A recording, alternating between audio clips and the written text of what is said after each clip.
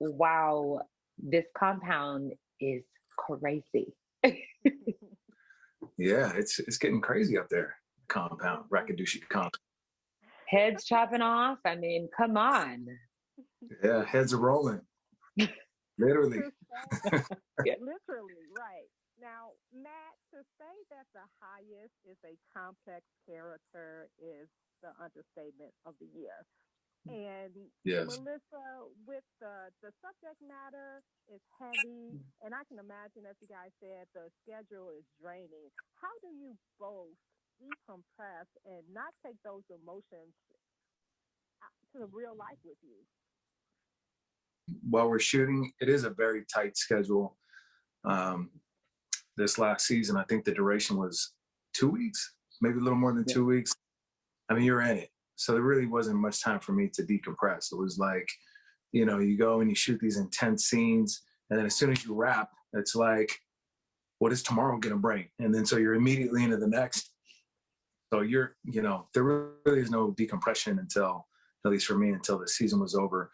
But there, they did have our wonderful, she wasn't a stunt coordinator, but she intimacy coordinator. And she offered various meditations and yoga after intense days for people to kind of like decompress and get back to themselves. Our intimacy, coordinator, her name is Ma'am. She was really, really, really sensitive in just knowing, we're dealing with a lot while shooting this as far as like the subject matter. And for me, like Matt said, I don't think you really can decompress until you actually wrap, because we are in it from literally, it's like Anthony Bless, our castmate song, when the sun goes down, we're literally going till the sun goes down, and then we're back at it early in the morning. And our show is drama.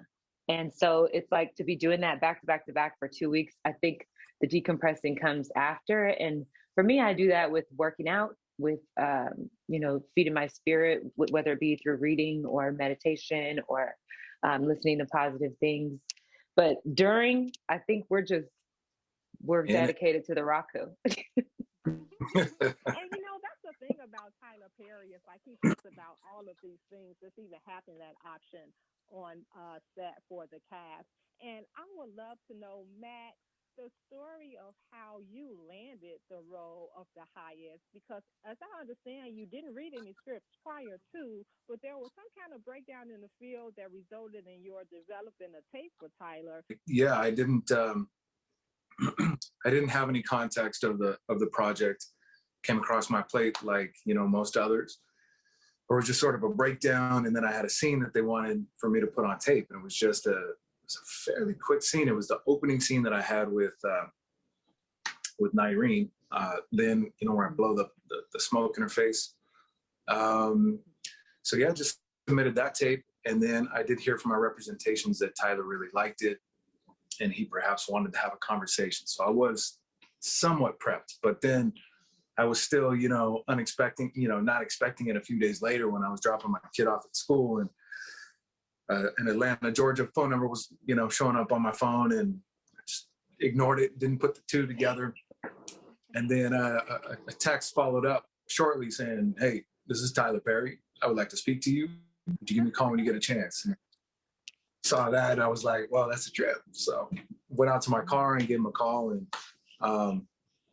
had a very insightful and productive conversation with him. And it was amazing. He kind of expressed his vision of the show and the character, and that kicked off a great collaboration with him. And the rest is, as you say, history. I can name this interview when Tyler Perry calls. You answer the phone. So I have to wrap. But Melissa, you have a pretty interesting story as well that if you can tell us pretty quickly. As I understand, you were an extra on the set of Daddy's Little Girls. So to go from that to being the lead in Ruthless had to be an amazing journey. Listen, it definitely was an actor's dream, because I feel like for me it was like a study in being an extra. I was just watching Tyler Perry, and I was watching Gabrielle Union, and I was watching, Idris Elba, and I'm like, I can't wait for for that to happen to me. You know, every actor as an extra is literally looking at the leads like, I hope this happens to me. You know, can't wait for this to happen to me. And for this to actually happen to me, and I get to work with people like Matt, who's been doing this for so long. He's, you know, it's like, it's a blessing, and it is an actor's dream.